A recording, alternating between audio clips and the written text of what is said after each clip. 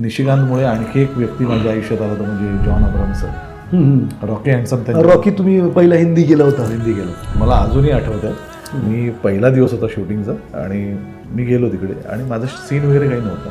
John सरांचा आतमध्ये केबिनमध्ये scene होता. शॉट झाला तसे ते आले आणि मला त्याच्या आधी निशी म्हणाला होता जॉनची ओळख करून देऊ का. म्हटलं महिनाभर शूटिंग करणार होणारच आहे मी. जॉन सर आले काहीतरी ग्रीन टी का काहीतरी पीत होते आणि असा हात केला तुम्ही. तर मी म्हटलं मला म्हणून मी मागे वळून बघितलं कोण दुसऱ्याला कोण दुसऱ्याला गेला असेल वगैरे. त्यावेळी त्यानं नाही अरे मला मी याला निशीला म्हणून हे काय.